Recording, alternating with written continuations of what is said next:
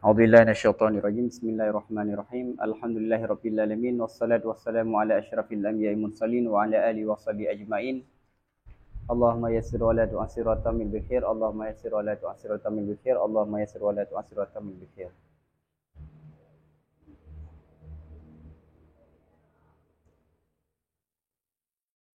Jadi masih dalam mukadimah bahwa kita layak memuji Allah terhadap semua pemberian Allah, terutama ilmu, baik ilmu daruri ataupun ilmu nadari, baik dia itu adalah berbentuk pancaindera ataupun yang logika. Okay.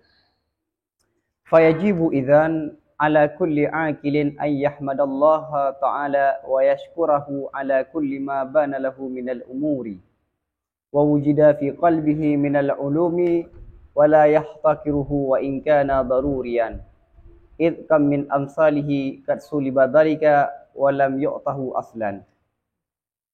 Maka wajib saat itu, jadi karena kita layak memuji Allah terhadap ilmu yang telah Allah berikan, maka wajib saat itu terhadap siapa wajib? Terhadap setiap orang yang berakal.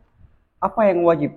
Akan bahwa dia memuji akan Allah dan dia mensyukuri akan Allah terhadap apa? Terhadap semua ini ilmu ya.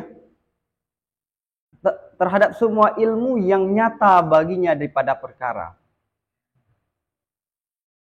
Oke?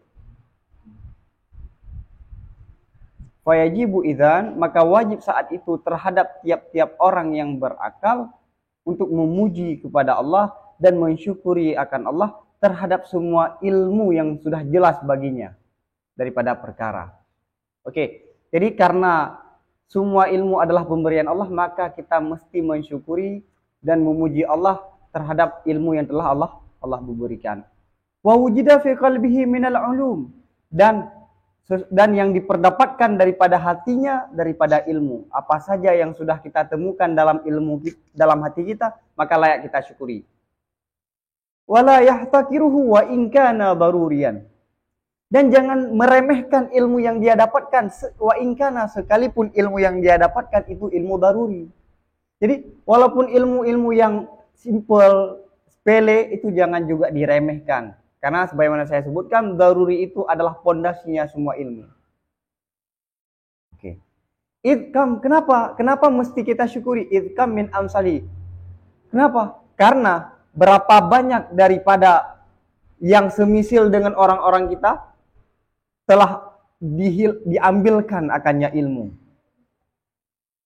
Walam, jadi dalam nuskah yang lain bukan walam, aulam.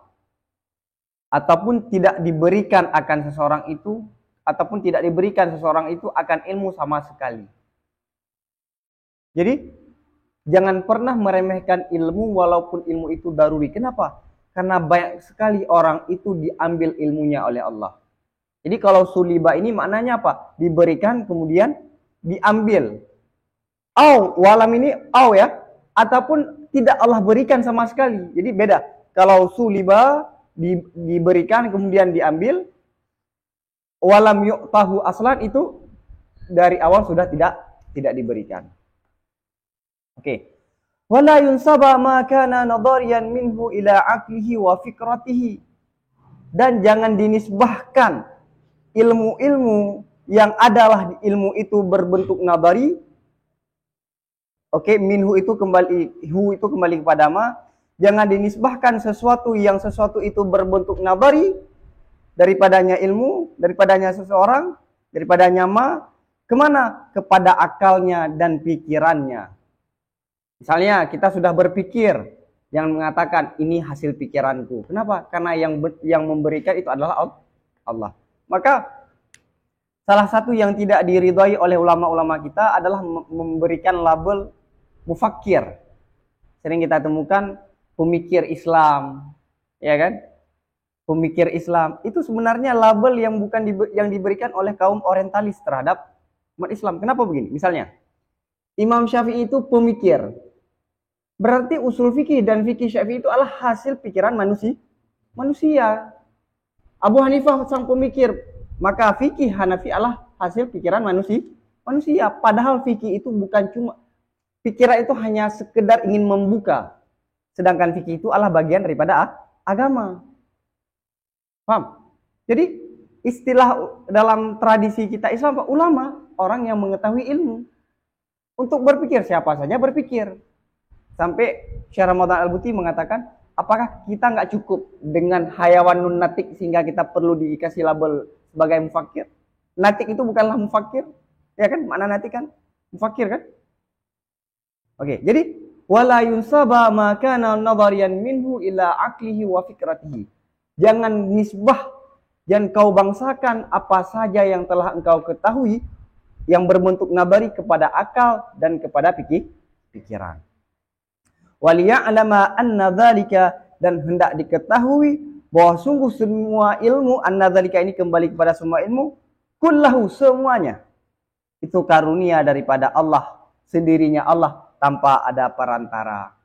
Ingat, kenapa ada kait bila wasitah? Untuk menyindir kaum Mu'tazilah. Oke. Waliya'lama, hendak diketahui bahwa semua ilmu itu adalah karunia daripada Allah, semata-mata Allah tanpa ada perantara dari yang lain. Maka kata-kata yang sering disebutkan alam semesta yang mempertemukan, ada kan? Bahasa-bahasa alam semesta mempertemukan. Alam, ini adalah reaksi alam. Itu adalah bahasa yang secara akidah itu kurang tepat. Kenapa enggak kita katakan sunnatullah? Karena apa? Kalau kita mengatakan ini adalah hasil kerja alam semesta yang bertemukan, seolah-olah ada perantara. Ada perantara. Itu pendapat filsafat. Allah memberikan kekuatan kepada misalnya A ini diberikan kekuatan kepada B hingga turun. Kemudian misalnya E cuma interaksi dengan D, tidak sama dengan A. Paham? 1, 2, 3. 10 itu interaksinya dengan 9, bukan dengan 1. Tapi dalam Asy'ariyah semuanya itu interaksi dengan 1. Ini Allah tanpa ada perantara. Oke ya? Oke. Wa in kana subhanahu wa ta'ala ajral adata fi ba'dil ulum annahu innama yakhluquka indan nadhari wal istidlali. Sekalipun adalah subhanahu wa ta'ala, maha sucinya Allah dan maha tinggi, itu memberlakukan adat pada sebahagian ilmu, apa? Bahwa sungguhnya Allah, hanya saja Allah menciptakan sebahagian ilmu, yakhluquha, Allah menciptakan akan sebahagian ilmu saat berpikir dan mencari bukti. Oke. Wa in kana, sekalipun adalah Allah yang maha sucinya Allah dan maha tinggi, apa? Memberlakukan kebiasaan pada sebahagian ilmu. Apa yang Allah berlakukan pada sebahagian ilmu? Annahu, bahwa sungguhnya Allah, hanya saja Allah ciptakan sebahagian ilmu itu saat kapan? Saat berpikir dan mencari bukti. Jadi kadang-kadang iya, walaupun sunnatullah, Allah sudah membuat satu aturan, hasilnya satu ilmu setelah berpikir. Hasilnya ilmu setelah kita mencari bukti. Itu adalah bagian daripada sunnatullah pada sebahagian ilmu. Kenapa ada kait sebahagian ilmu? Karena ada sebagian ilmu yang lain seperti ilham, ilmu laduni, tanpa perlu berpikir. Apakah Nabi perlu berpikir untuk menemukan ilmu? Tidak. Kenapa? Karena itu adalah ilmu laduni, wahyu langsung diberikan oleh Allah.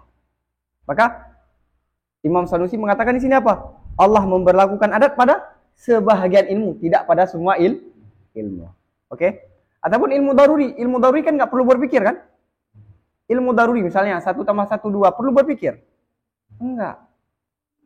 Paham ya? Falaisa lidzalika as-sababil 'adi athirun la bi tariqit ta'lili wala bi tariqit tawalludi. Dan tidak adalah bagi sebab yang adi itu punya efek. Tidak dengan jalan taklil dan tidak dengan jalan tawallud. Dan tidak adalah bagi sebab adi itu punya efek bukan dengan jalan taklil dan bukan juga dengan jalan tawallud. Maksudnya kan Allah mengatakan, tadi Imam Sanusi mengatakan bahwa Allah pada sebahagian ilmu memberlakukan sunnatullah, memberlakukan hukum adat. Hukum adat bukan hukum adat yang biasanya disampaikan oleh masyarakat awam. Hukum adat di sini apa? Saat berpikir maka hasilnya satu pengetahuan. Oke kan? Tanpa berpikir kesimpulan tidak akan kita temukan.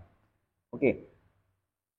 Hubungan antara mukaddimah dengan natijah itu yang berupa adi, apakah mukaddimah itu memberi efek pada natijah? Sebagaimana apakah makan yang memberi efek kita kenyang? Tidak. Sekarang coba perhatikan. Allah menciptakan perut dan Allah mendesain perut. Kemudian perut ini baru kenyang kalau dia makan. Itu kan desain Allah semua kan? Jadi yang membuat kenyang itu siapa? Misalnya gini, kita buat rumah, kemudian rumah itu ada kamar untuk tidur, ada kamar untuk toilet. Kemudian orang masuk kamar pertama untuk tidur, kamar kedua untuk apakah karena toiletnya? Bukan, karena ada yang menjadikan, ada yang mendesainnya. Begitulah Allah mendesain perut, kemudian perut itu porsinya makan, dengan makan itu kenyang. Maka saat kita makan kenyang, apakah karena makan ini yang membuat kita kenyang? Enggak, Allah lah yang desain. Paham ya? Begitu juga dalam pengetahuan, berpikir maka menghasilkan ilmu. Dengan berpikir menghasilkan satu ilmu. Apakah berpikir ini memberi efek pada pengetahuan? Tidak. Oke? Tidak ada memberi efek. Tidak dengan jalan taklil, tidak dengan jalan tawallud. Taklil itu, ini sebenarnya Imam Sanusi sedang menyindir mazhab filsafat. Filsafat yang mengatakan bahwa taklil, maksudnya taklil gini. Gerak cincin karena gerak jari. Berarti yang menyebabkan geraknya cincin karena gerak jari, itu hubungannya apa? Kausalitas, ilal dan ma'lul. Ini menyebabkan ini. Berarti pertanyaannya, siapa yang menggerakkan cincin? Jari. Itu taklil. Kalau Mu'tazilah, tawallud, dia lahir dari ini. Jadi cincin itu gerak kenapa? Karena lahir dari apa? Dari jari yang bergerak. Jadi Allah menciptakan gerak jari, kemudian gerak jari ini melahirkan gerak cincin. Ataupun Allah menciptakan mukaddimah, mukaddimah itu melahirkan natijah. Oke. Kemudian Imam Sanusi mengatakan Mu'tazilah ini pada hakikatnya mengambil pendapat filsafat. Tapi ada perpaduan Islami. Namun kalau ditelusuri hakikat pendapat Mu'tazilah adalah pendapat filsafat. Oke, pendapat filsafat. Asy'ariyah sudah saya sebutkan kemarin, jalannya adi. Ada yang kedua Pak, luzumi. Kama yakulu bihi man asyraka wa dhalla. Sebagaimana yang telah berpendapat dengan taklil oleh orang-orang yang sudah musyrik. Ini kembali ke hukama. Karena bagi Imam Sanusi, sebagaimana mengikuti Imam Ghazali, bahwa filsuf itu kafir. Karena 3 alasan. Sebagaimana dalam kitab Tahafud Falasifah. Waballa. Dan yang sesat, ini sesat. Waballa sindir untuk mana? Untuk Mu'tazilah. Jadi asyraka untuk yang mengatakan taklil, dalla ya bagi yang berpendapat tawallud. Tapi perlu diperhatikan, Mu'tazilah sering kita temukan dalam kitab Tauhid. Benar? Dan nama Mu'tazilah itu sangat buruk.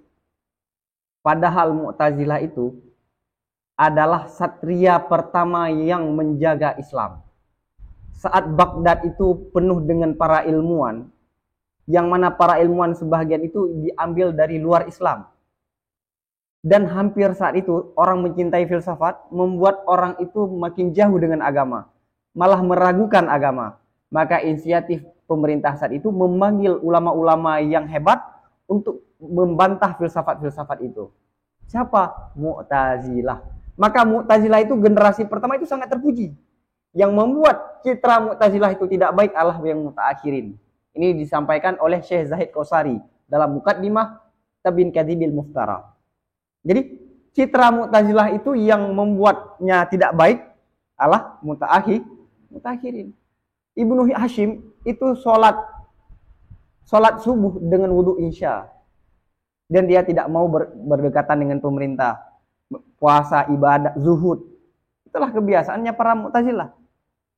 Cuman karena lawannya adalah filsafat. Filsafat itu apa? Senjatanya akal. Maka Mu'tazilah juga memakai senjata yang sama, yaitu akal. Cuma karena akalnya yang dipakai berlebihan, maka mereka bermasalah. Datang Imam Asy'ari menarik porsi yang sudah berlebihan di standarnya. Maka Asy'ari itu sebenarnya apa? Mengurangi porsi akal yang sudah ditinggikan oleh Mu'tazilah di posisi yang semestinya. Itulah Asy'ariyah. Asy'ariyah memakai akal dan tidak mengabaikan nakal. Sedangkan Mu'tazilah itu sangat mendewakan akal. Oke ya, itu Mu'tazilah. Wa hadza kulluhu idza qulna anna al-aqla laysa nafsal ulumid daruriyah. Ini tiap-tiap ini idza qulna apabila kita berkata bahwa sungguh akal itu bukan diri ilmu daruri. Wa amma in qulna, dan adapun jika kita mengatakan bahwa sungguhnya akal, innahu ini kembali kepada akal, bahwa sungguhnya akal itu diri ilmu daruri.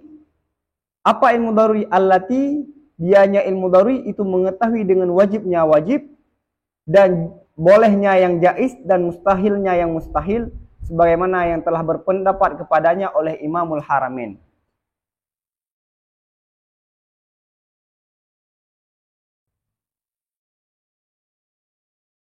Oke, jadi begini. Akal itu punya definisi sangat banyak. Sangat banyak para ulama yang mendefinisikan akal. Cuma di sini ada dua definisi yang ingin disebutkan. Oke. Pertama, akal di sini definisi yang pertama ya. Satu cahaya yang Allah berikan, dengan cahaya itu jiwa kita dapat mengetahui yang daruri dan yang nabari. Ataupun bahasa Arabnya gini, akal itu apa? Nurun ruhaniyun.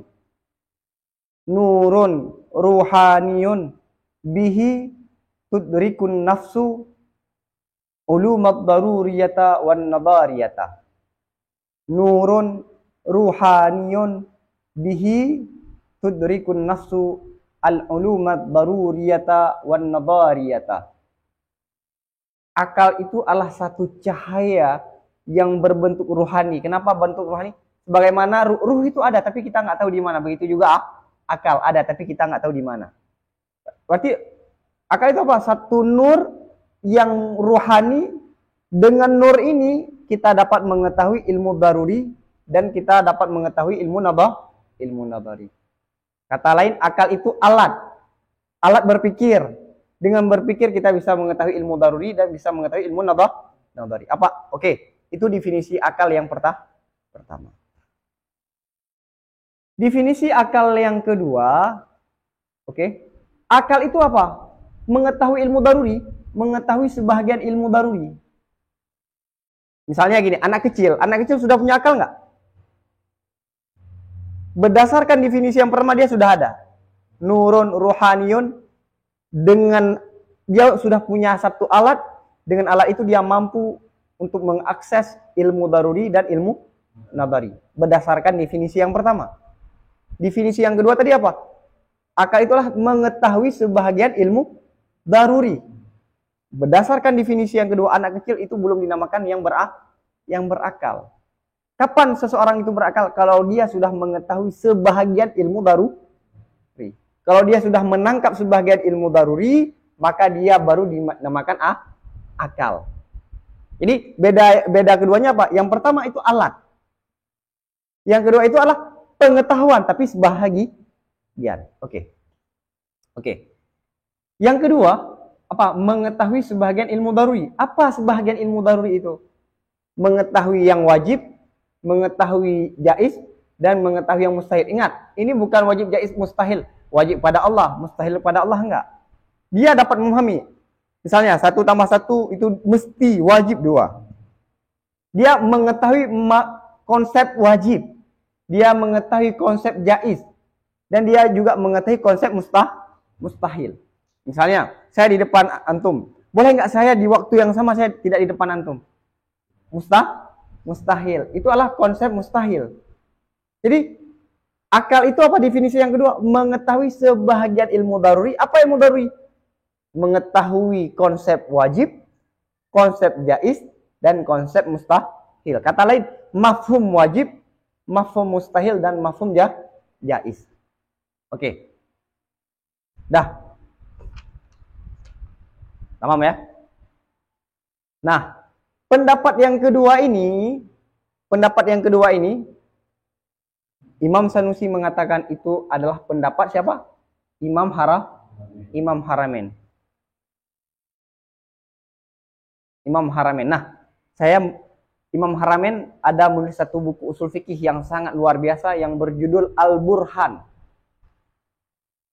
Al-Burhan itu kata As-Suki, pengarang kitab Jamul Jawami', kitab usul fikih yang paling bagus yang pernah ditulis dalam mazhab Syafi'i adalah Al-Burhan.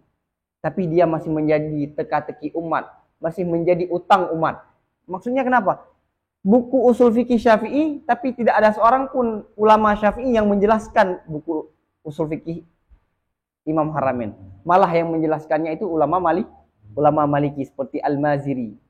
Nah, dalam kitab Al-Burhan, Imam Haramain mengatakan begini. Qala al-qadhi Abu Bakar rahimallah, al-aqlu minal ulum, itla yattasifu bil aqli khalin anil ulum kulliha. Ini saya membaca sedikit ibarat dalam kitab Imam Haramain langsung. Apakah benar Imam Haramain berpendapat sebagaimana yang disampaikan oleh Imam Sanusi ataupun tidak? Oke. Berkatalah Qadhi Abi Bakar Al-Baqilani. Siapa? Abu Bakar Al-Baqilani. Abu Bakar Al-Baqilani ini adalah rujukan utama Imam Haramain dalam ilmu usul fikih dan dalam ilmu kalam. Dan tokoh kedua yang paling berpengaruh dalam mazhab Asy'ari. Setelah Imam Asy'ari, siapa yang paling berpengaruh? Abu Bakar Al-Baqilani. Oke, tunggu Syibran. Oke, qala Abu Bakar. Ini kata Imam Haramain ya. Qala Abu Bakar, akal itu adalah bahagian daripada ilmu. Al-aqlu minal ulum. Kenapa? Id la yattasifu bil aqli khalin anil ulumi kulliha. Kenapa akal itu bagian daripada ilmu? Karena tidak berstatus dengan akal oleh orang yang kosong daripada semua ilmu. Misalnya, orang tidak tahu apapun, apakah dia dikatakan akal? Tidak. Berarti apa? Harus ada ilmu baru dikatakan akal. Oke. Id la yattasifu bil aqli khalin anil ulumi kulliha. Tidak dianggap berstatus akal bagi orang-orang yang tidak memiliki ilmu sama sekali. Walaysa minal ulumin nadariyah. Oke, apa tadi? Akal adalah bagian daripada ilmu apa? Apakah ilmu nadari? Bukan ilmu nadari. Kenapa? Fa innan nadar la yaka'u ibtida'uhu illa masbukan bil aqli. Gini. Ilmu nadari itu perlu berpikir enggak? Berpikir dengan apa? Dengan akal. Berarti kalau kita mengatakan akal itu ilmu nadari, sedangkan ilmu nadari itu mesti didahului oleh akal. Nggak boleh. Maka akal itu tidak boleh ditafsirkan dengan ilmu nadar. Karena syarat nadari perlu akal sebelumnya, ya kan? Perlu penghasilan dulu, ya kan? Maka akal itu adalah bagian daripada ilmu, bukan ilmu nadari. Karena apa? Karena nadari itu perlu ada pendahuluan. Maka kalau bukan ilmu nadari, terus akal bagian dari ilmu mana? Ilmu daruri. Ilmu daruri kan banyak, bukan semua ilmu daruri. Oke. Kenapa? Karena misalnya ada orang yang tidak memiliki panca indera, tapi ada ilmu daruri bagaimana? Karena ilmu yang didapatkan dengan mata, pendengaran, panca indera yang 5, itu ilmu daruri enggak? Musyahadah itu adalah bagian daripada ilmu daruri. Sekarang misalnya orang tuli, orang buta, berarti sama dengan ada sebahagian ilmu daruri yang tidak ada padanya. Apakah dia tidak ada akal? Ada. Berarti bukan semua ilmu daruri. Oke? Sekali lagi, akal itu bagian daripada ilmu. Kenapa akal itu bagian daripada ilmu? Akal itu bukan alat, tapi ilmu. Kenapa? Karena orang yang kosong daripada semua ilmu, dia tidak berakal. Ya kan? Itu yang pertama. Terus ilmu apa? Oke lah, dia bagian daripada ilmu. Ilmu apa? Ilmu nabari ataupun daruri? Oh gini, kalau kita mengatakan akal itu adalah bagian daripada ilmu nabari, padahal ilmu nabari adalah pengetahuan yang diawali oleh ada akal sebelumnya, ya kan? Perlu berpikir. Berarti ada ilmu sebelumnya. Maka nggak boleh ini akal ilmu nabari. Oke, ternafi ilmu nabari. Terus apa? Ilmu daruri. Apakah semua ilmu daruri? Tidak boleh, karena ada sebagian orang yang cacat panca indera, dia ada ilmu daruri, apakah kita mengatakan dia tidak ada akal? Enggak juga. Terus apa? Sebagian ilmu daruri. Apa sebagian ilmu daruri? Memahami konsep wajib, memahami konsep jaiz, memahami konsep mustahil. Oke, ini pendapat siapa tadi? Abu Bakar Al-Baqilani. Nah, oke. Kemudian perhatikan ke depannya Imam Haramain. Oke. Walladzi dzakarahu rahimallahu fihi nadrun. Nah, pendapat yang sudah disebutkan oleh Baqilani itu perlu dikritik. Siapa katanya? Ini kata siapa? Imam Haramain. Walladzi dzakarahu rahimallahu taala fihi nadrun. Pendapat tentang akal yang sudah disebutkan oleh Abu Bakar Al-Baqilani fihi nadrun. Itu kata-kata fihi nadrun itu kode bahwa ini nggak diterima kan? Oke. Oke. Fa'innahu, kenapa? Kenapa Imam Haramain mengkritisi pendapat siapa? Abu Bakar Al-Baqilani. Fa'innahu bana kalamahu ala anal akla minal ulumid daruriyah. Karena bahwa sungguh Abu Bakar Al-Baqilani membangun kalamnya di atas bahwa sungguh akal itu bagian daripada ilmu daruri. Gini, kenapa kesimpulan Abu Bakar Al-Baqilani itu akal adalah bagian daripada ilmu? Oke, karena apa? Orang yang tidak memiliki ilmu itu tidak dinamakan akal. Imam Haramain membantah. Gini, akal itu bagai syarat bagi masyrut. Gini, kalau wudhu, apakah mesti ada sholat? Yang mana sholat mesti ada wudhu. Begitulah akal. Akal itu adalah syarat bagi ilmu. Oke, kesimpulannya, apakah Imam Haramain setuju dengan pendapat ini? Tidak setuju. Ini dalam kitab Al-Burhan, nanti lembarannya akan saya kirim di grup. Sebenarnya ini pendapat Abu Bakar Al-Baqilani disampaikan oleh Imam Haramain dan pada ujungnya dikritik oleh Imam Haramain. Bagi Imam Haramain, akal itu adalah syarat bagi ilmu. Syarat itu tidak mesti ada masyrut. Berarti anak kecil sudah memiliki akal sekalipun dia belum memiliki ilmu, tapi ilmu itu mesti ada akal. Kesimpulannya apa? Ini bukan pendapat Imam Haramain. Tamam. Nah, coba kita kembali ke matan. Tadi apa? Oke. Wa amma, adapun jika kita mengatakan bahwa sungguh akal diri ilmu daruri. Apa? Diri ilmu daruri. Pendapat siapa tadi? Yang kita baca tadi pendapat siapa? Abu Bakar Al-Baqilani. Apa ilmu daruri? Mengetahui dengan wajibnya wajib, jawaznya jaiz, dan mustahilnya mustahil. Baca ke depan lagi. Kama zahaba ilaihi Imamul Haramain. Sebagaimana yang telah berpendapat kepadanya oleh Imam Haramain. Bagaimana ini? Jelas di kitab Imam Haramain mengatakan ini bukan pendapat Imam Haramain, tapi Abu Bakar Al-Baqilani, malah beliau mengkritisi, sedangkan Imam Sanusi mengatakan ini adalah pendapat Imam Haramain. Bagaimana? Kalau kita mengatakan Imam Sanusi keliru, kayak bukan baik, kurang adab. Terus yang benarnya bagaimana? Ini pendapat yang diutarakan oleh Imam Sanusi kurang tepat. Tapi kenapa Imam Sanusi menisbahkan ini kepada Imam Haramain? Karena mengikuti ulama yang lain. Imam Sanusi membaca suatu kitab yang mengatakan ini adalah pendapat Imam Haramain. Kemudian Imam Sanusi menukil. Paham ya? Karena tidak langsung memeriksa kepada kitab aslinya. Wallahu a'lam bishawab. Oke ya. Ini bukan dugaan saya, ini langsung teks karya Imam Haramain yang berjudul Al-Burhan. Begitulah kalau membaca kitab. Saya sangat dipengaruhi oleh Syekh Hasan Attar. Syekh Hasan Attar itu, kalau ada satu pendapat yang tidak ditahqiq oleh Syekh Hasan Attar, maka jangan harap ada ulama lain yang mentahqiqnya. Dusuki itu gurunya. Bajuri adalah juniornya. Kalau nggak salah, oh enggak, seniornya. Syekh Hasan Attar itu mentahqiq dan memberi hasyiah terhadap kitab melebihi guru-gurunya. Cara beliau bagaimana? Beliau kembali ke semua kitab asal. Ini pendapat ini, coba cek ada enggak? Ada enggak? Ya kan? Biasa kan sahun. Oke. Paham ya? Tamam. Bahkan dalam kitab Bajuri disampaikan pendapat ini sebenarnya bukan pendapat dihikayahkan katanya. Dihikayahkan pendapat ini bukanlah pendapat Imam Haramain tapi pendapat Abu Bakar Al-Baqir. Dihikayahkan ini membuktikan apa? Beliau juga mengambil dari orang lah. Karena kalau beliau langsung membaca kitab Imam Haramain pasti mengatakan ini apa?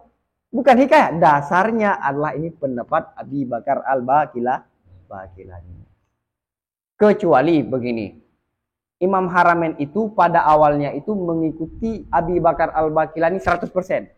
Bahkan Imam Haramain membaca 11.000 lembaran ilmu kalam karya Imam Abu Bakar Al-Baqilani.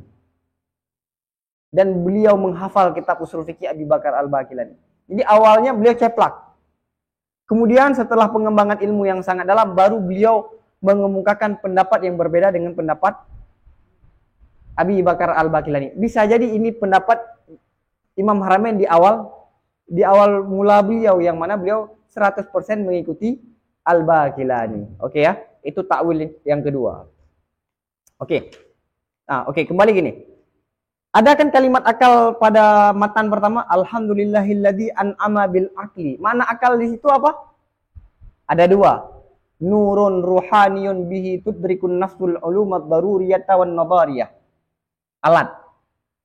Oke.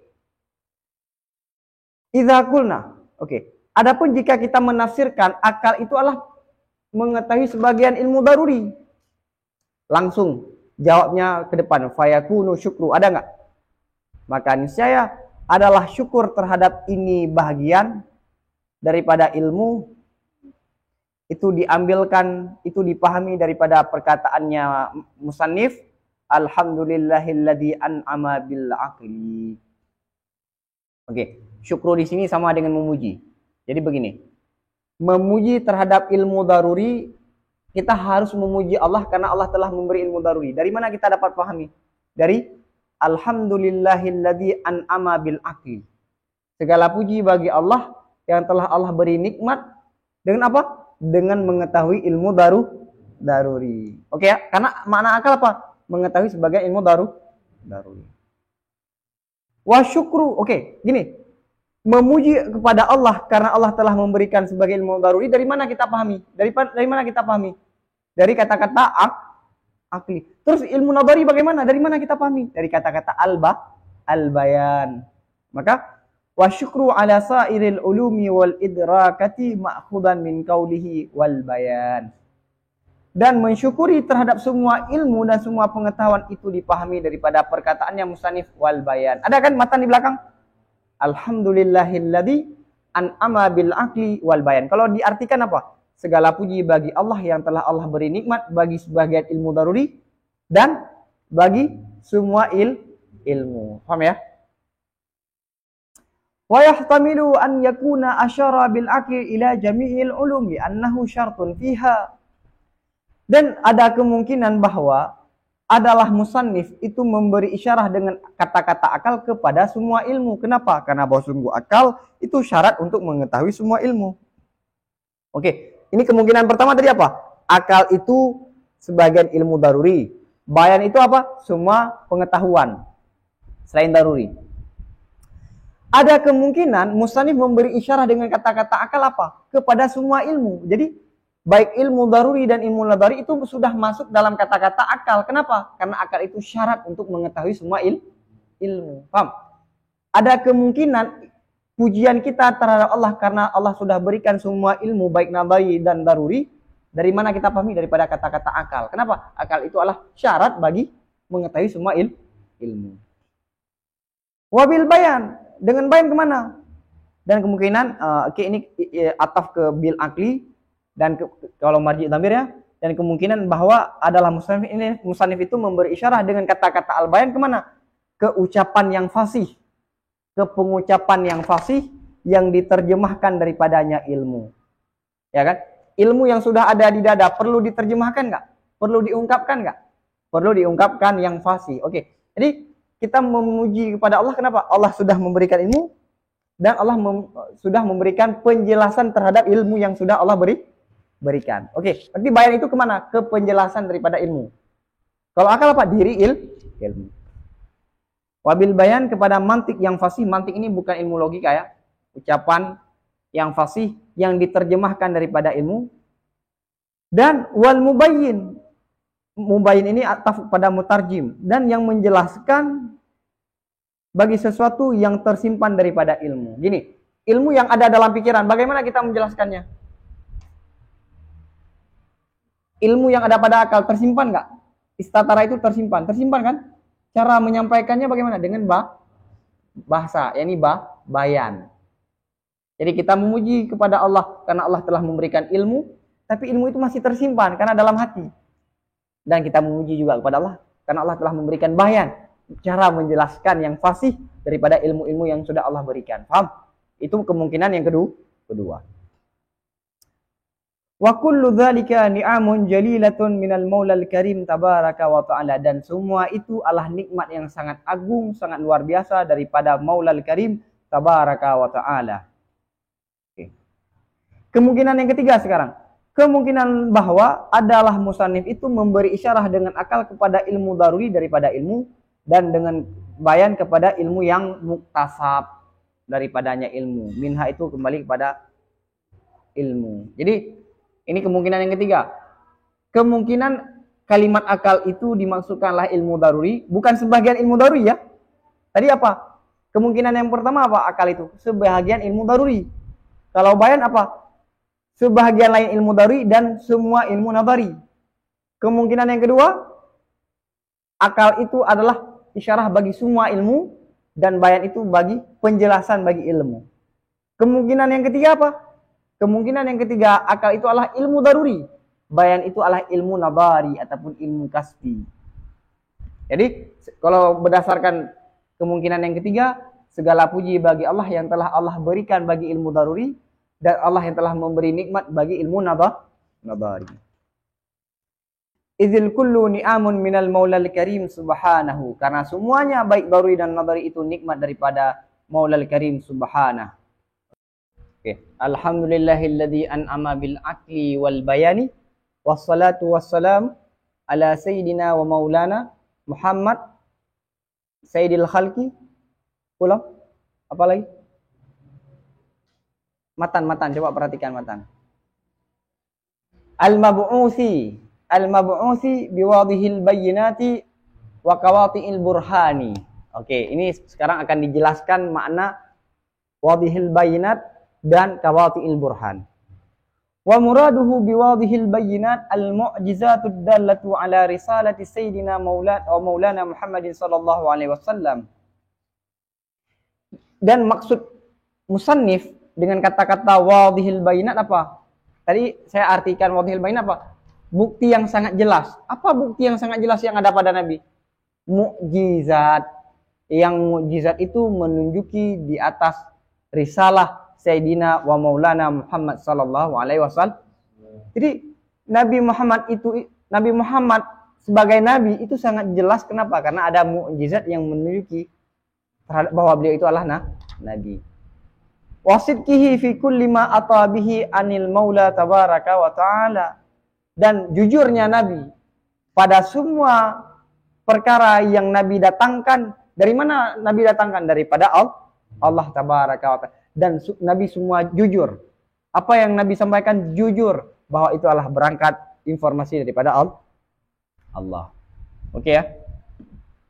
Wa min ajalliha, dan sebaik-baik mukjizat adalah Al-Qur'an Azim. Mukjizat yang paling kuat yang Allah berikan kepada Nabi adalah Al-Qur'an. Wa innama kanat hadhil bayyinatu wadihatan. Pertanyaan ini. Kenapa bukti yakni mukjizat, kata lain mukjizat apa Al-Qur'an itu sangat jelas? Kenapa? Hanya saja adalah ini bukti sangat jelas kan, kayak kan bukti yang jelas ya kan wadihil bayyin. Kenapa enggak bukti yang tidak terlalu jelas, tapi ini disifati apa? Bukti yang jelas. Kenapa? Li adamil iltibasi fiha bisihri wal sya'udah. Karena tidak sama padanya bukti dengan sihir wa sya'udah. Sya'udah itu kayak sayembara ya, kayak atraksi. Udah bukan atraksi apa? Sulap. Oke. Kenapa bukti Nabi itu sangat jelas? Bukti kebenaran Nabi itu sangat jelas. Karena mukjizat yang Allah berikan kepada Nabi itu jelas beda dengan sihir. Jelas beda dengan sulap. Magic. Ya. Walaupun orang musyrik Arab mengatakan Nabi itu adalah penyihir. Sampai para ulama demi membuktikan bahwa yang didatangkan oleh Nabi adalah mukjizat, belajar sihir. Belajar sihir untuk apa? Untuk cara membedakan mana sihir bukan sih. Sehingga ada sebagian ulama kita menulis ilmu sihir. Dan saya juga memiliki beberapa ilmu sihir. Kitab ilmu sihir, kitab. Tapi di Kairo tinggalnya. Oke? Jangan takut.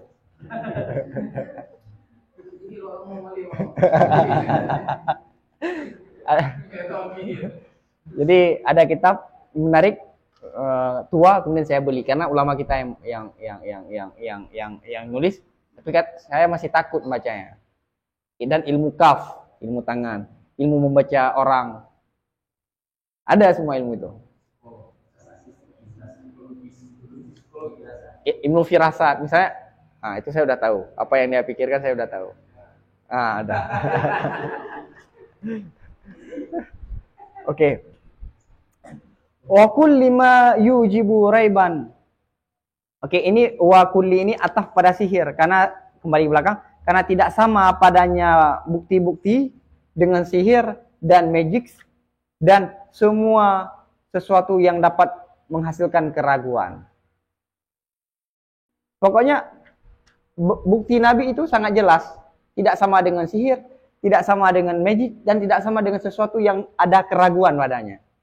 Paham ya? Wa kulli ma yujibu raiban itu atafnya yang mana?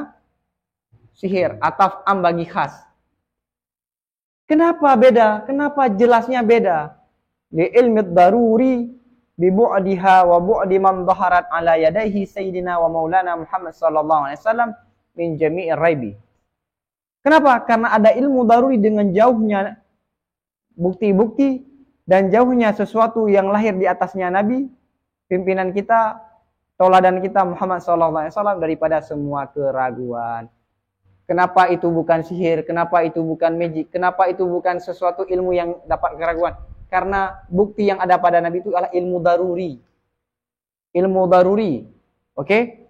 Kenapa ilmu daruri? Karena itu jauh daripada keraguan. Apapun mukjizat yang ada pada Nabi tidak mungkin diragukan. Buktinya apa sekarang? Puluhan tahun sekarang ada nggak mukjizat? Nggak ada kan?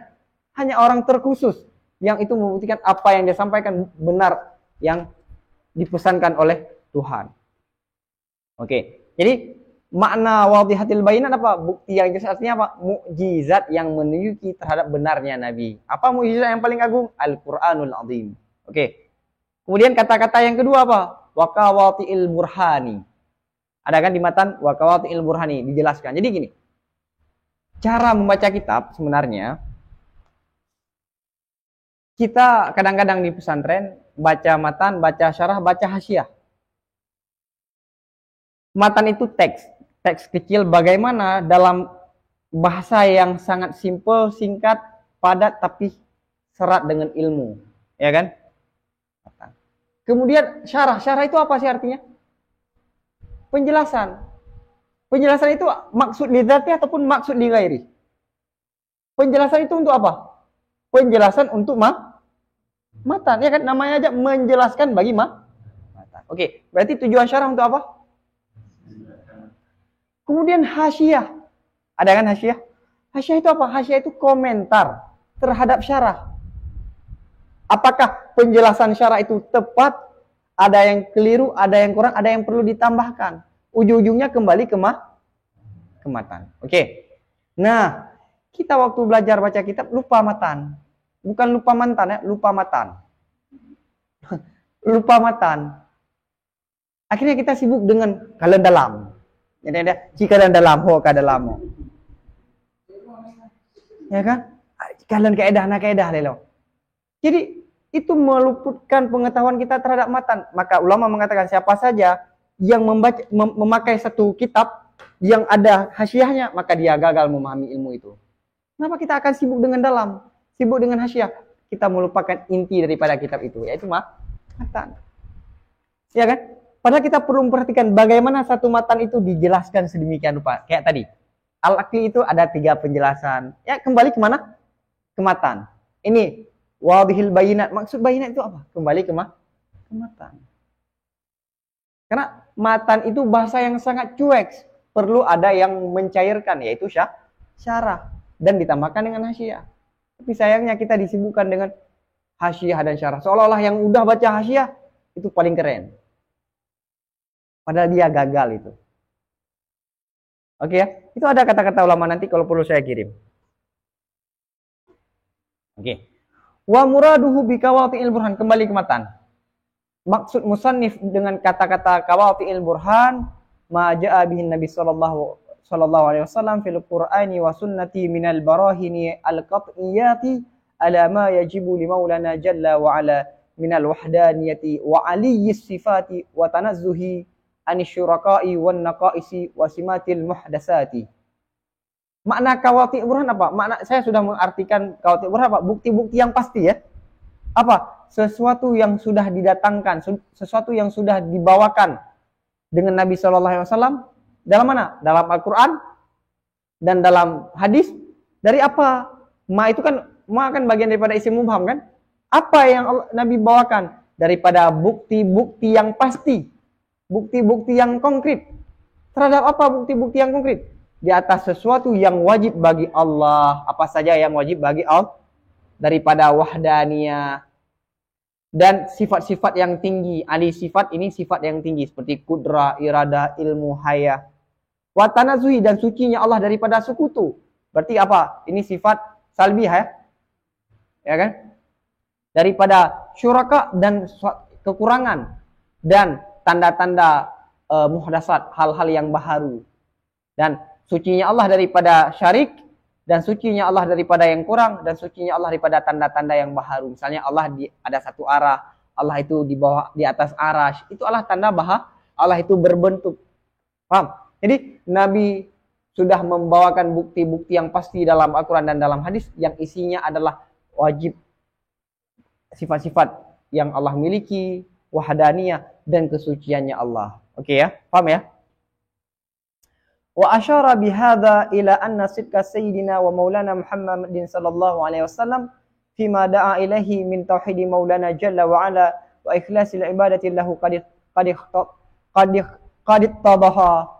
ittadaha fi ghayatil wuduhi min kulli wajhin min jihatil khalqi wal khuluqi. Dan musannif memberi isyarat dengan ini, dengan kata-kata apa? Barah qawati'il burhan. Kemana? Bahwa sungguh benarnya Nabi Muhammad Sayyidina Maulana Muhammad sallallahu alaihi wasallam, benarnya di mana? Pada sesuatu yang telah disuruhkan oleh Nabi Muhammad sallallahu alaihi wasallam. Apa yang Nabi suruhkan? Apa yang Nabi dakwahkan?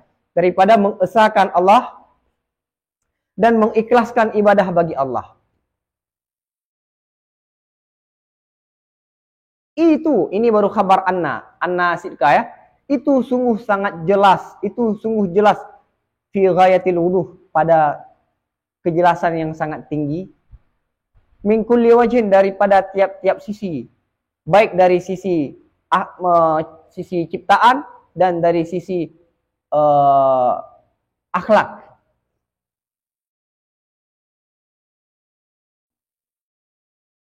Jadi khalqi itu zat, kalau khuluq itu sifat, ya kan, khuluq. Jadi benarnya Nabi apa? Benarnya Nabi terhadap apa yang Nabi dakwah itu sungguh sangat jelas, baik dari sisi akhlaknya dan dari sifat, dari sisi zatnya Nabi. Tidak bisa diragukan. Oke. Wal mu'jizi. Oke.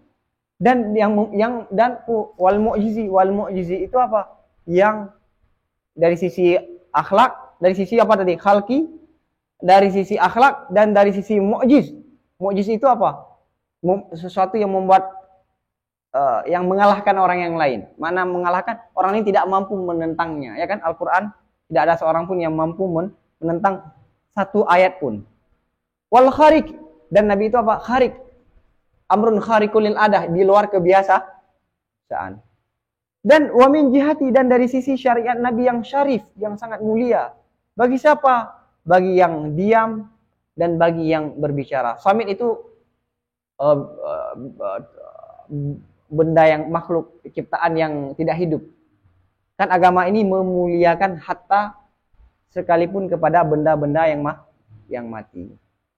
Wan natik, dan bagi yang berbicara. Summa ma'ahadza kullihi, kemudian beserta ini semua ini, jadi walaupun Nabi sudah memberikan dakwah dengan bukti-bukti yang sangat jelas, ada orang yang dapat hidayah dan ada orang yang tidak dapat hidayah. Yani may yahdillahu tabaraka wa taala fala mudhillalah wa may yudlilillah fala hadiyalah. Walaupun bukti yang Nabi berikan sangat jelas, ada orang-orang yang Allah beri hidayah, maka tidak ada siapapun yang mampu menyesatkan bagi orang yang sudah Allah beri hidayah. Dan orang-orang yang sudah Allah sesatkan, maka tidak ada hidayah baginya. Nas'alullahu subhanahu wa ta'ala, kami meminta akan Allah subhanahu wa ta'ala, akan bahwa Allah memberikan kepada kita akan hidayah dan baiknya khatimah dengan karunia Allah tanpa ada mihnah, tanpa ada ujian. Amin ya rabbal alamin. Jadi ini kelebihan kita Imam Sanusi apa? Mengakhiri setiap pembahasan dengan doa. Padahal ini kitab apa? Mantik. Oke ya, kita lanjut lagi. Wa radhiyallahu ta'ala an alihi wa sahbihi wa man tabi'ahum ila yaumiddin. Ada lembaran baru ya? Lembaran ini udah habis? Masih ada ya? Dan semoga Allah meridai daripada keluarganya dan sahabatnya dan para pengikutnya hingga hari akhirat dengan ihsan. Dengan apa meridai? Dengan hal yang baik. Wa ba'du. Oke, ada lembaran baru? Masih ada di situ? Bagi. Mana? Udah kopi kan? Hah?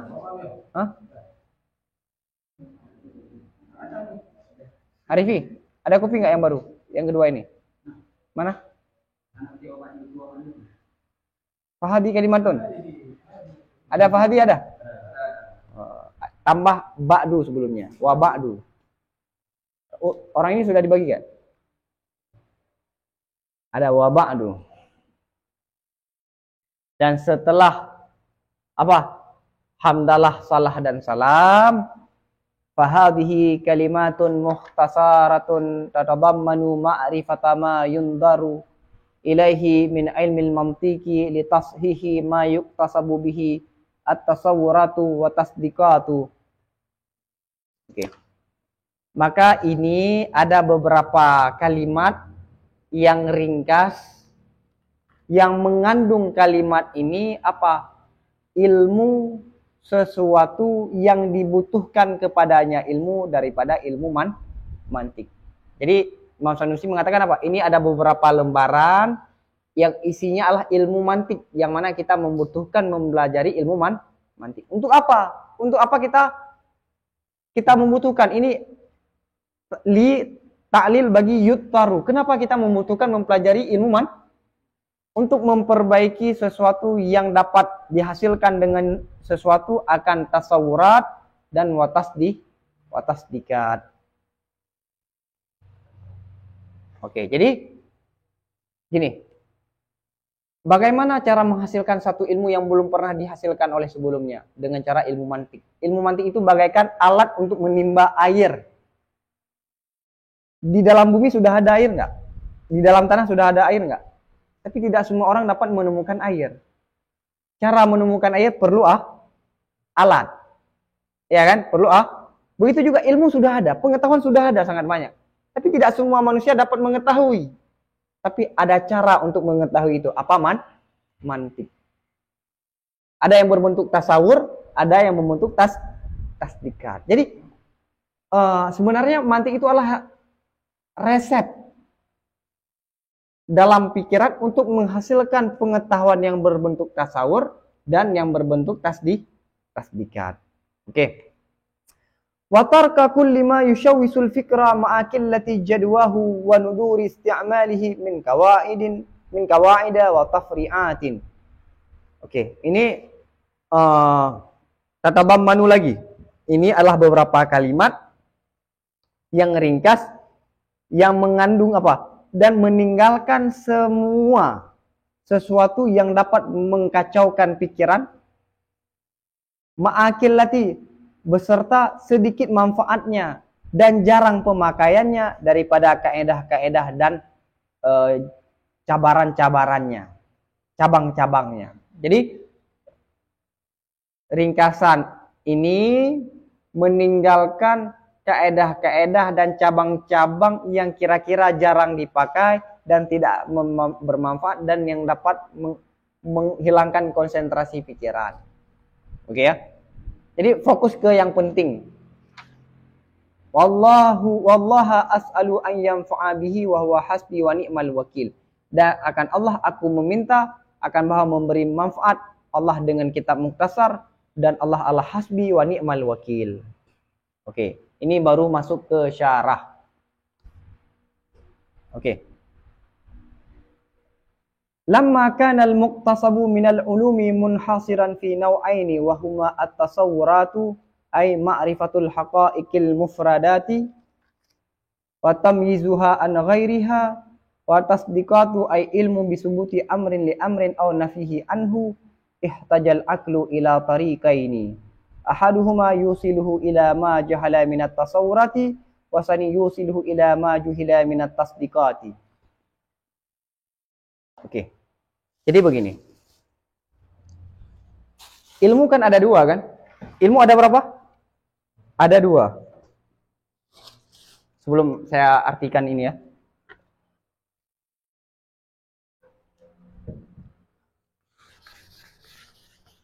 Ilmu ada ilmu daruri dan ilmu daruri. Daruri.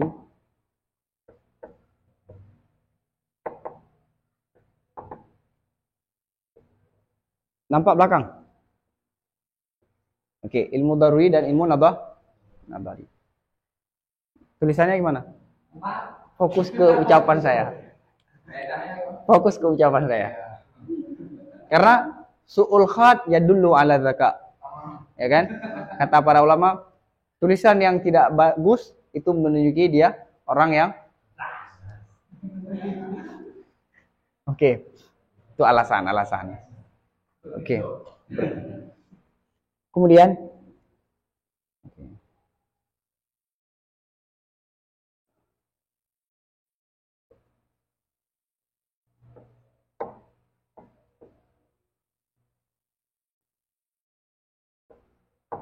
al-majhul. Majhul yang pertama adalah majhul tasawurat.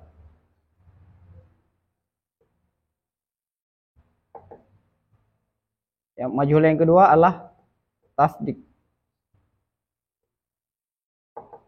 Tuan, yang mulai tulisan.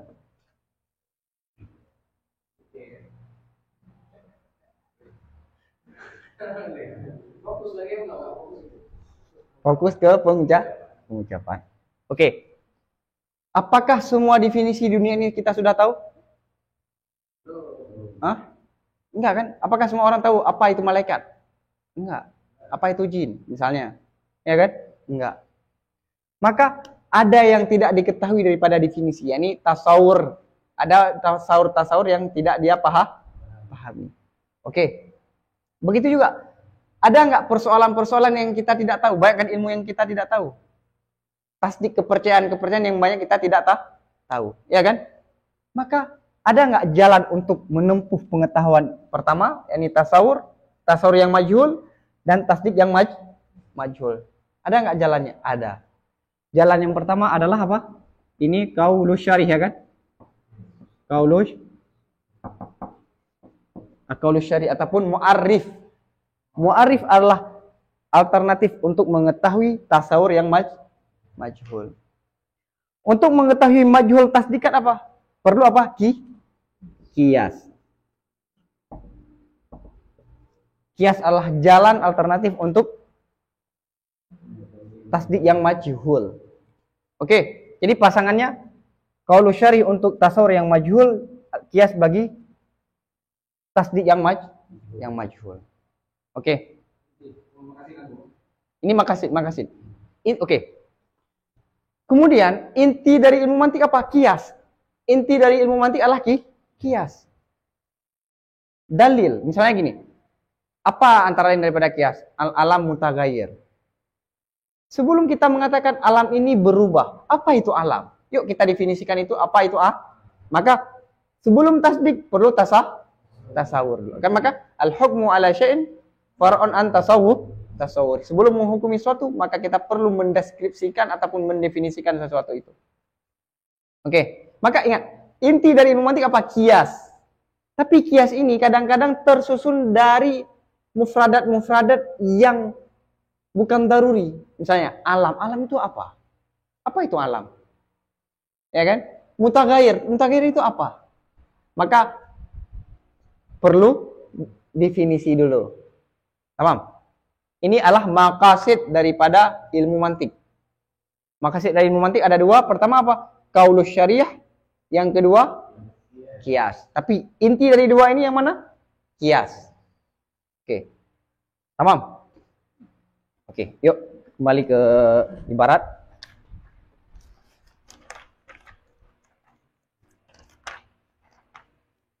Manakala lama adalah ilmu yang muktasab, pengetahuan yang nabari, yang muktasab daripada ilmu itu terbatas pada dua.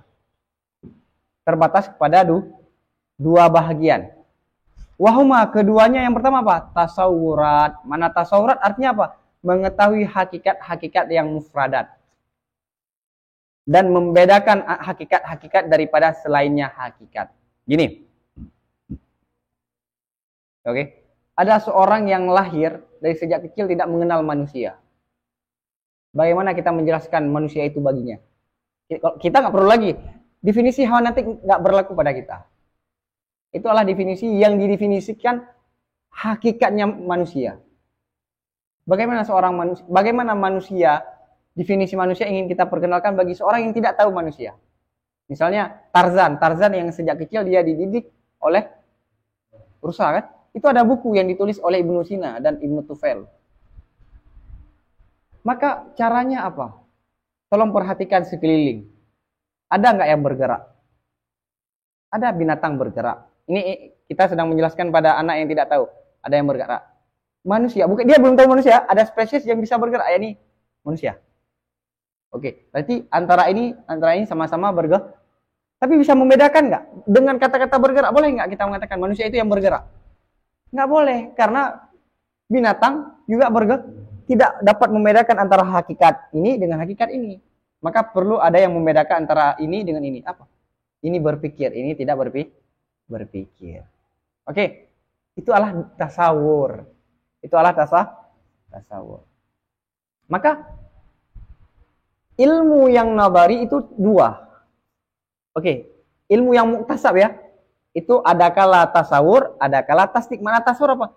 Mengetahui hakikat mufradat. Oke, idrak mufrad ya kan? Kalau dalam salah idraku mufradin tasawuran ulim. Yang kedua dan membedakannya idrak mufrad dan membedakannya daripada yang lain. Membedakannya itu kembali ke mana? Rasam. Kalau had itu mengetahui hakikat langsung kan? Sedangkan rasam membedakan dia dari yang lain. Oke. Itu hakikat daripada tasawur. Wa tasdiqat. Yang kedua apa? Tasdiqat. Apa tasdiqat?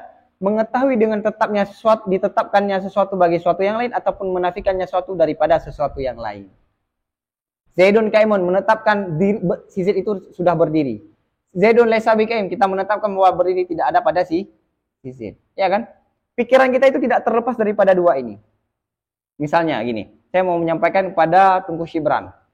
Tungku Syibran, tolong belikan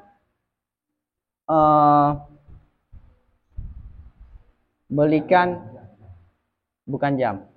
Bukan. Apam.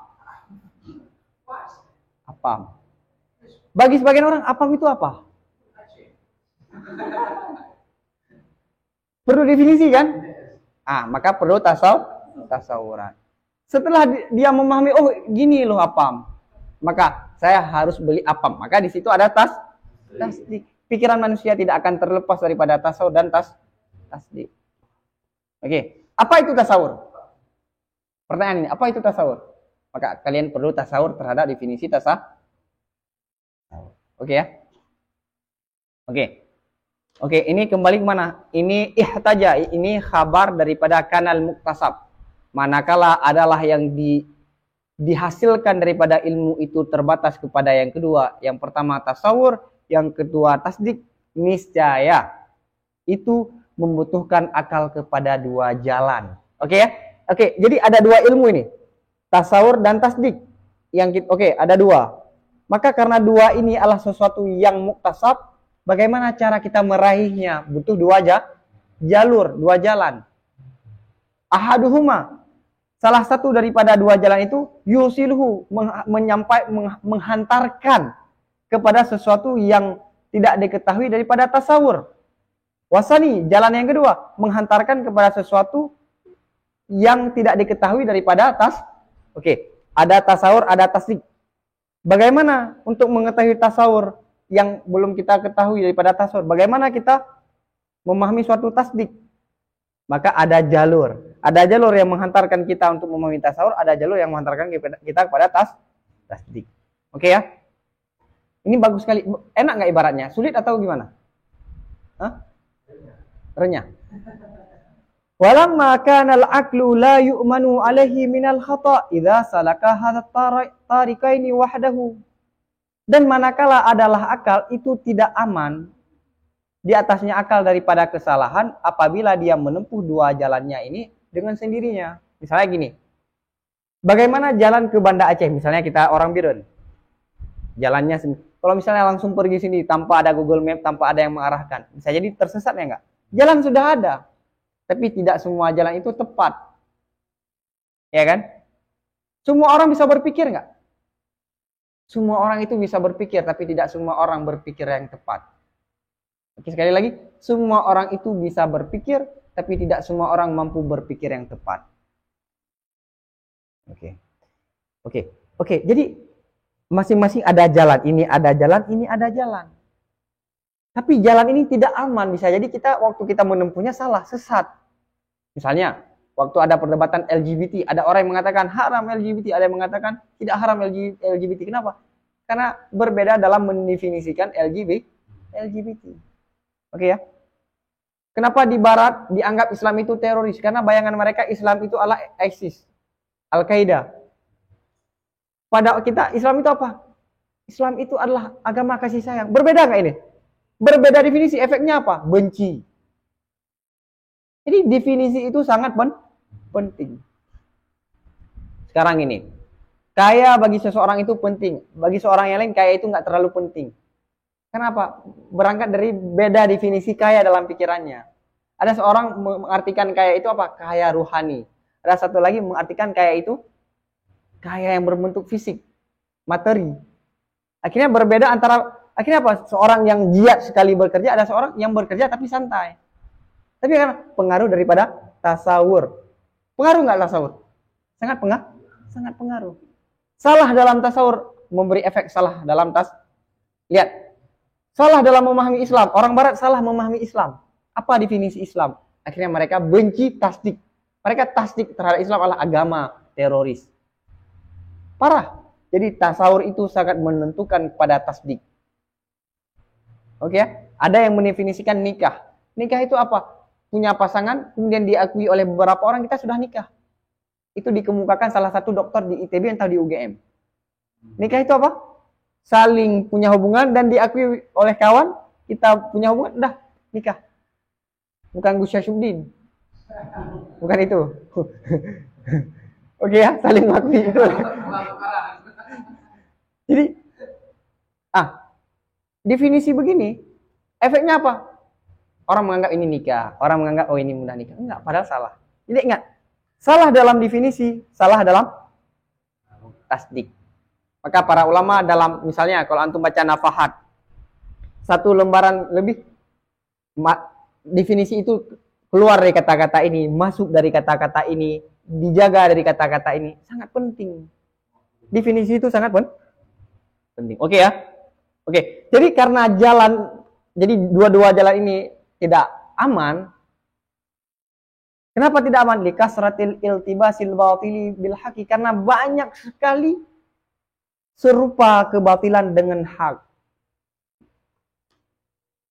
Oke. Ihtija, niscaya butuh kepada undang-undang yang akli, yang qat'i, yang pasti, yang diketahuikan akannya undang-undang oleh akal pada pertama kali, dan diketahuikan akan sahnya undang-undang secara daruri. Oke. Jadi semua orang mampu berpikir, tapi tidak semua orang berpikir yang benar, ya kan? Ada cara berpikir, ada, tapi tidak semua orang berpikir yang benar. Maka bagaimana cara berpikir yang benar? Oh, ini kita membutuhkan kepada undang-undang yang pasti, yang akal mengetahui bahwa itu adalah undang-undang yang pasti, dan akan mengatakan itu adalah undang-undang yang daruri. Summa hina idzin yatlubu biha ma jahilahu minal ulumi tasawwuriyati wa tasdiqiyati. Kemudian saat itu apa? Ini kan kita butuh dua jalan kan? Dua jalan sudah ada, tapi tidak semena-mena jalan ini aman. Ada undang-undang. Bagaimana kita sampai kepada tujuan itu melalui jalan ini. Oke. Kemudian saat itu menuntut kita mencari dari undang-undang itu apa saja yang kita tidak ketahui daripada ilmu tasawur dan daripada ilmu tasdikat. Jadi ada kan undang-undang ini. Undang-undang ini kita pakai dalam pikiran untuk mencari pengetahuan yang tasawur dan pengetahuan yang tasdik, yang keduanya belum kita ketahui. Sekali lagi, pengetahuan tasawur, sebagian pengetahuan tasawur dan pengetahuan tasdik kita tidak tahu, ada jalurnya. Ada dua jalur kan? Jalur pertama untuk tasawur, jalur kedua untuk tasdik. Dua jalur ini belum tentu aman. Ya kan? Belum tentu aman. Maka kita perlu undang-undang. Dengan undang-undang ini kita bisa mengetahui apa yang belum kita ketahui daripada tasawur, dan juga kita bisa mengetahui apa yang belum kita ketahui daripada tasdik. Paham ya? Apa undang-undang ini? Wa hadhil qawaidu al-musammatu bil ilmil mantiq. Undang-undang ini itulah yang dinamakan dengan ilmu mantik. Apa itu ilmu mantik? Bahwa kanunun ta'simu mura'atuhu ad-dhihna. La.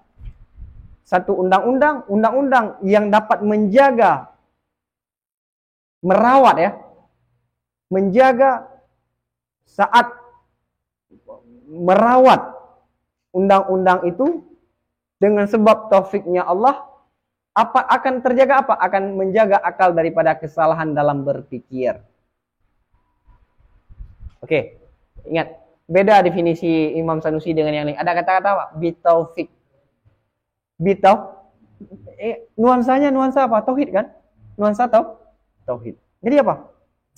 Ilmu mantik adalah satu undang-undang yang dapat menjaga akal kita daripada kesalahan dalam berpikir dengan sebab apa? Ada taufik Allah.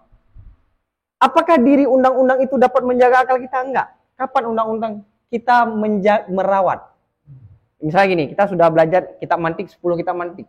Apakah terjamin pikiran kita tidak salah? Tidak.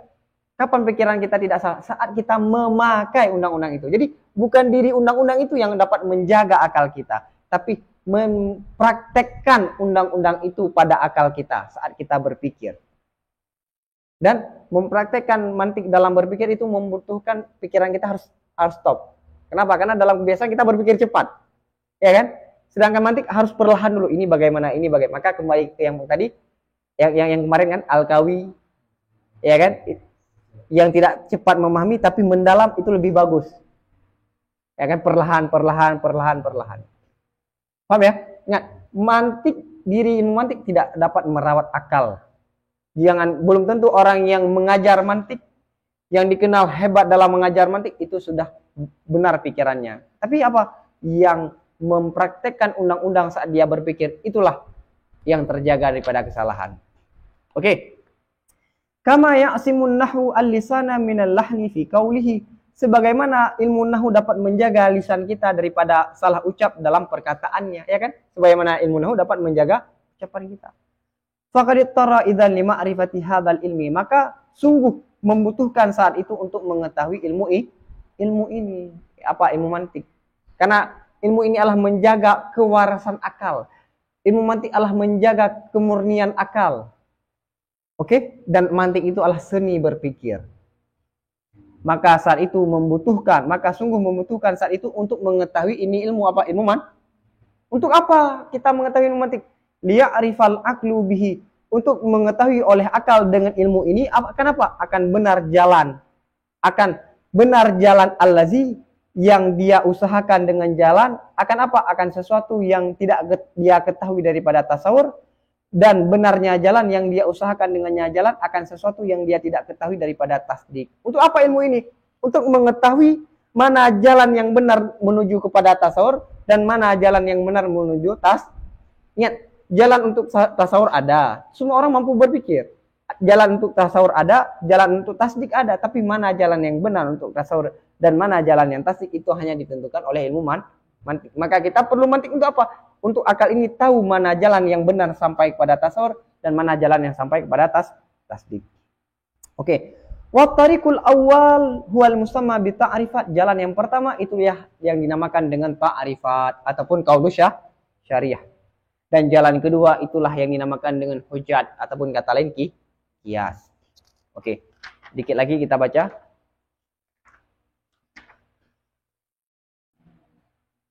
Oke.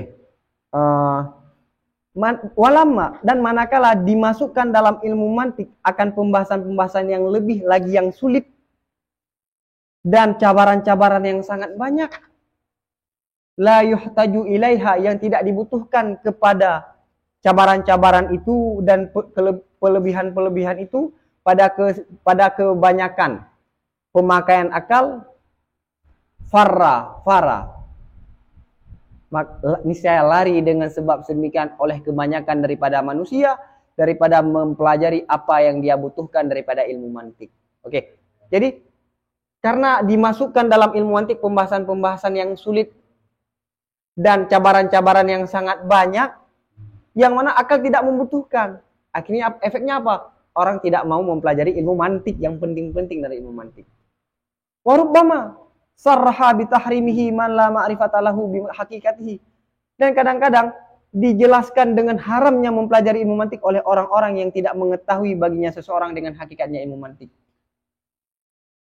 Bahkan ada orang-orang yang tidak tahu ilmu mantik malah mengharamkan ilmu mantik seperti yang dilakukan oleh kaum salafi. Mereka haram ilmu mantik. Padahal al-hukmu ala syai'in far'an tasawuri. Bagaimana dia mengharamkan satu ilmu yang mengajarkan cara berpikir yang baik? Oke ya, sedikit lagi. Fadzakarna. Maka masih ada nggak ibaratnya? Masih ada kan?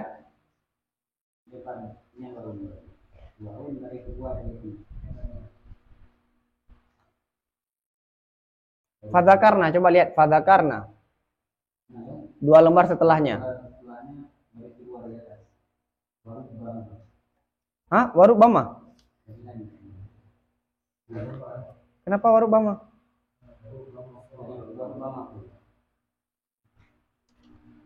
Oh, warubama ini ya, yang sudah saya baca ya. Udah, fadzakarna, warubama ya, ataupun saya ulang. Dan kadang-kadang dijelaskan syariah dengan mengharamkan ilmu mantik oleh orang-orang yang tidak mengetahui lagi hakikatnya mantik. Antara lain siapa yang mengharamkan? Ibnu Salah. Ibnu Salah. Diceritakan oleh Ibnu Subki, Ibnu Salah itu belajar kepada Kamal bin Yunus. Kamal bin Yunus itu alamatud dunia. Maksudnya dia mempelajari 20 fan ilmu. Dia fikih Syafi'i. Tapi orang Hanafi, Hambali dan Maliki kalau tidak paham persoalan mazhab mereka, kembalinya ke Kamal bin Yunus. Orang Kristen, Taurat dan Injil, kalau mereka nggak paham ada bagian daripada Taurat dan Injil, juga perlu penjelasan kepada Kamal bin Yunus. Dan juga ilmu kedokteran juga kepada Kamal bin Yunus. Ibnu Salah ingin belajar mantik kepada Kamal bin Yunus. Jadi beliau sempat hadir beberapa kali, tapi tidak futuh dalam ilmu mantik. Akhirnya, Kamal bin Yunus mengatakan kepada Ibnu Salah, kamu ini sudah menjadi panutan masyarakat. Dan ilmu mantik sudah citranya tidak baik. Kalau kamu masih mau mempelajari ilmu ini dan kamu belum futuh, takutnya nanti orang tidak suka lagi kepada kamu. Kenapa? Karena mempelajari ilmu yang sudah negatif bagi masyarakat. Dan setelah itu Ibnu Salah meninggalkan mempelajari ilmu mantik. Dan para ulama menanyakan, Ibnu Salah mengharamkan ilmu mantik dari mana? saat sebelum mempelajari ataupun setelah mempelajari. Kalau Ibnu Salah mengharamkan ilmu mantik sebelum mempelajari, berarti menghukumi sesuatu yang belum diketahui. Ataupun mengharamkan ilmu mantik setelah dia pelajari, tapi beliau belum paham. Ya kan? Nah, mantik yang diharamkan oleh Ibnu Salah adalah mantik yang ada filsafatnya, bukan diri mantiknya. Dulu era Ibnu Salah mantik nggak ada, mantik buku cuma mantik aja. Ini kan kayak Sulam ini kan cuma kita mantik aja.